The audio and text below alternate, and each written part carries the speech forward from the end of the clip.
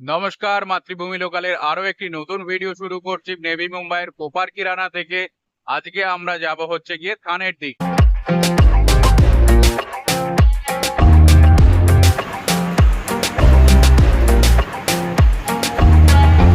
দীঘার রাস্তা ধরে আস্তে আস্তে পৌঁছে গেছে দীঘা। তবে এই দীঘা সে দীঘা নয়, বাংলার দীঘা নয়, এ হচ্ছে মহারাষ্ট্রের দীঘা। আমরা আছি এখন নেভি মুম্বাই থেকে থানের দিকে। এখনো থানে বাকি আছে 10 কিলোমিটারের মতো, আর তার মাঝে পেয়ে গেছি দীঘাকে। আমরা চলে এসেছি ইসকন টেম্পলে, তবে এটা মায়াপুর নয়, থানে।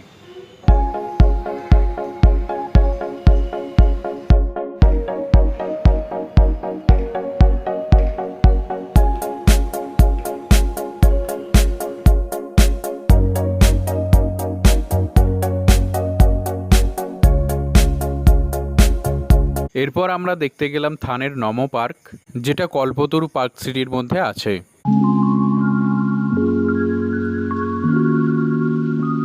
টিকিট আমরা কেটে নিয়েছি মাত্র 20 টাকা করে পার্কের টিকিট, আর আমাদের সাইকেল ওখানে পার্কিং করা হয়ে আছে।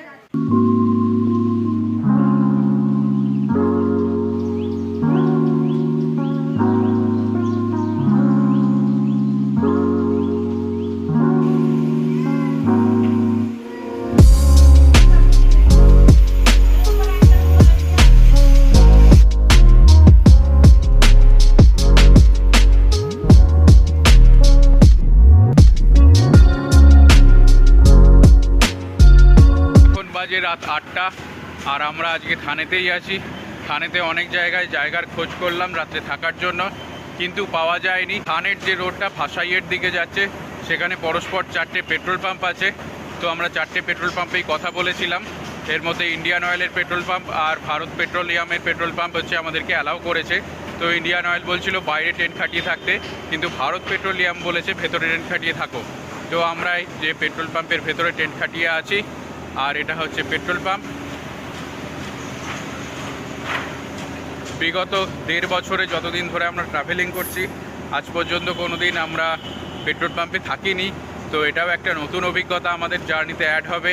আমাদের পেট্রোলের যে গ্যাসটা ছিল সেটা নষ্ট হয়ে গেছে, আর যে বিউটেন গ্যাসটা আছে রান্না করার জন্য, সেটা প্যাকেট থেকে চাপে পড়ে একদমই যাচ্ছে তাই অবস্থা। মানে এতটুকু হয়ে এসছে যে সেটা দিয়ে আর রান্না করা যাবে না। তো আজকে দুপুরবেলাও কিনে খেতে হয়েছে, আর রাত্রেও ভাবছিলাম কিনেই খেতে হবে, কারণ একেতেই পেট্রোল পাম্পে আছি, তাও আবার গ্যাস জ্বালানো যাবে না, আর যেটুকু গ্যাস আছে সেটুকু দিয়ে রান্নাও হবে না।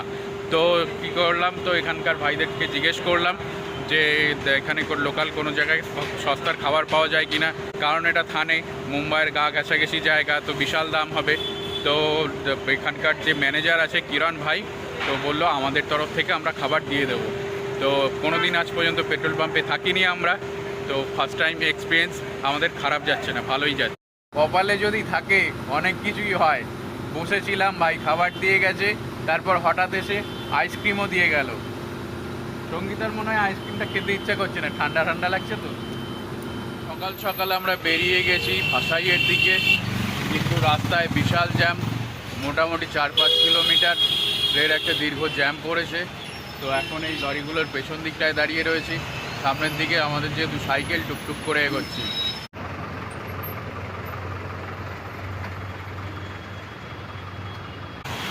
আমি সঙ্গীতার থেকে প্রায় 1 কিলোমিটার এগিয়ে এসেছি। সঙ্গীতা এখনও পেছনে পড়ে রয়েছে। বাইকগুলো আসছে, দেখি সঙ্গীতা আসে নাকি। বিশাল জ্যাম, বিশাল। এখন বাজে রাত 8টা। আমরা দুপুরেই পৌঁছে গেছিলাম ভাসাইতে। তো ভাসাইতে কিছুক্ষণ বসার পর, এদিক ওদিক ঘোরাঘুরির পর আমরা জায়গা খুঁজতে শুরু করি। প্রথমে গিয়েছিলাম একটি হনুমান মন্দিরে, সেখানে জায়গা হয়নি। তারপর গিয়েছিলাম গুরুদুয়ারাতে, সেখানেও জায়গা হয়নি। তারপর গিয়েছিলাম চার্চে, সেখানেও জায়গা হয়নি। বর্তমানে দাঁড়িয়ে রয়েছে একটি বৌদ্ধ মন্দিরের সামনে। তো আজকে বুদ্ধ পূর্ণিমা, তো এখানেও কমিটি থেকে বলে দিয়েছে আমাদের না। 8টা পর্যন্ত কোনো জায়গা পাচ্ছিলাম না। তারপর আবার রাজুদাকে ফোন করলাম যে এরকম কোনো জায়গা পাচ্ছি না। তো রাজুদা তারপর আমাদেরকে গাইড করে করে নিয়ে এলো রাজুদার বাড়িতে। তো এখন বসে রয়েছি সবার সঙ্গে বসে রয়েছি, বসে গল্প।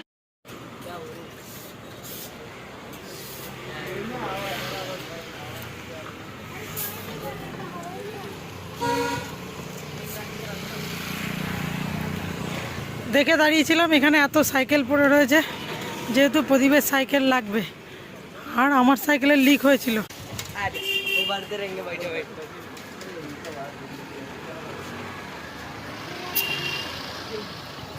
তো দাদাকে শুধু অ্যাক্সেলের কাজের কথা বলা হয়েছিল, তো দাদা এই গিয়ারটা ঠিক করে দিয়েছে।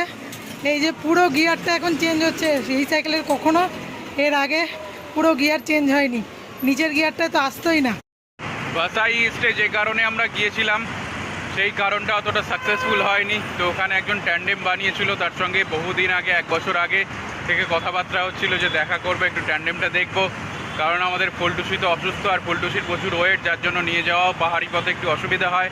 তো ওরা হালকা লাইট ওয়েটের সাইকেল দিয়ে বানিয়েছিল, কিন্তু সেখান থেকে আমরা পৌঁছালেও কেমন কোনো রেসপন্স না আসায় আমরা আর যাইনি সেখানে।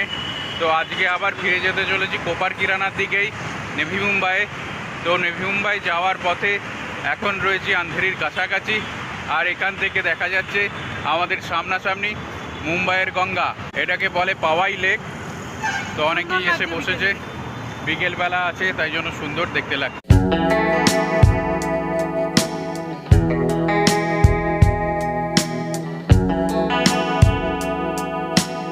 মায়ানগরী মুম্বাইয়ের ব্যস্ততম সন্ধেবেলায় আমরা রাস্তাতেই যাচ্ছি, তো তার এক ঝলক আপনাদের দেখাচ্ছি।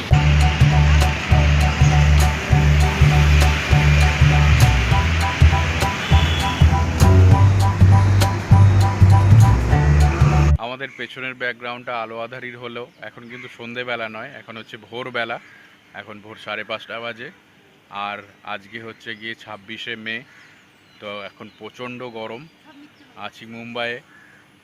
আর এই যে ব্যায়াম করে হাঁপিয়ে টাপিয়ে বলছে সব মিথ্যে কথা। মুম্বাইয়ে সারা রাত ঘুম হয়নি, নেভি মুম্বাইয়ে আছি, যার জন্য আমরা সকাল সকাল পার্কে চলে এসেছি। কি ব্যাপার, কি দাঁড়িয়ে গেলেন কেন? সকাল সকাল কোপার কিরানা থেকে যাত্রা করেছি পুনের উদ্দেশ্যে, আর সকাল সকাল টিউব তো বাস করেছে, রিম খুলে বেরিয়ে গেছে। এই মাত্র যেন বোম ফাটার আওয়াজ হলো, পুরো টিউব বাস করে এই অবস্থা। সাইকেল এগোনো পর্যন্ত যাচ্ছে না, এমন অবস্থা, পুরো যাচ্ছে তাই অবস্থা।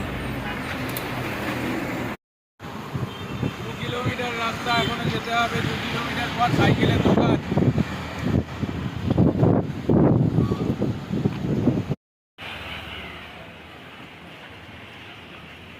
আর কিলোমিটার দূরে এসেছি সাইকেল সারাতে। এখন সাইকেল রিপেয়ারিং হচ্ছে, নতুন রিম আর টিউব দিতে হচ্ছে। এখন বাজে বেলা 12টা, এখনো পর্যন্ত আমরা যাত্রা শুরু করতে পারিনি, মাত্র 3-4 কিলোমিটার এসেছি। আমরা এখন দাঁড়িয়ে পড়েছি এক জায়গায়।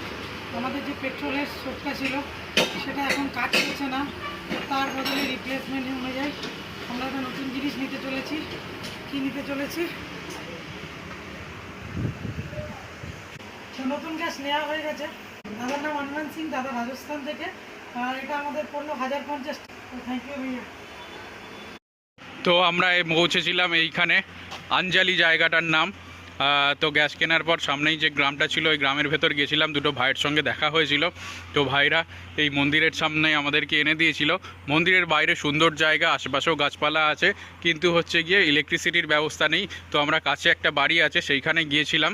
তো ওখান থেকে যে দিদিরা ছিল আর ভাইরা ছিল, ওরা বলল, যেহেতু শুনলো যে সঙ্গীতা আমার সঙ্গে আছে, বললো যে তোমরা চলে এসো আমাদের সামনে বারান্দায় টেন্ট খাটিয়ে থাকো। তো এখন সেইখানেই যাচ্ছি, আর পুরো এই দিয়ে অন্ধকার রাস্তা, আর পাহাড়ের একদম গায়ে ভাইদের বাড়িতে এই যে এখন টেন্ট খাটাচ্ছি। আর হচ্ছে ভাইদের ফ্যামিলির বাচ্চা কাচ্চা, এই যে সব আমরা এইখানে এই ঘরের সামনে আজকে টেন্ট খাটিয়ে থাকছি। দারুণ সুন্দর ওয়েদার, মুম্বাইয়ের মতো গরম নেই, হালকা হালকা আমাদের বসন্তকালের যেমন ওয়েদার থাকে সেরকম ওয়েদার। মুম্বাইয়ের ঘিঞ্জি আবহাওয়া থেকে বেরিয়ে এসে অনেকটাই সুস্থ বোধ করছি। অনেকদিন পর এই আবহাওয়াটা পেয়ে বেশ ভালো লাগছে। তো সঙ্গীতা কি কি রান্না হয়েছে আজকে? গরম গরম ধোয়াটা ভাত, আলু ভাতে, টমেটোর ডাল। আর যে দাদা বাড়িতে রান্না আছে রুটি, মাংস। আজকের ভিডিও এখানেই শেষ করছি। আমাদের বাঙালি জুটির ভারত ভ্রমণের ভিডিও যদি আপনার ভালো লেগে থাকে অবশ্যই শেয়ার, লাইক এবং সাবস্ক্রাইব করবেন। দেখা হচ্ছে পরবর্তী ভিডিওতে, ততক্ষণের জন্য সবাই ভীষণ ভালো থাকবেন।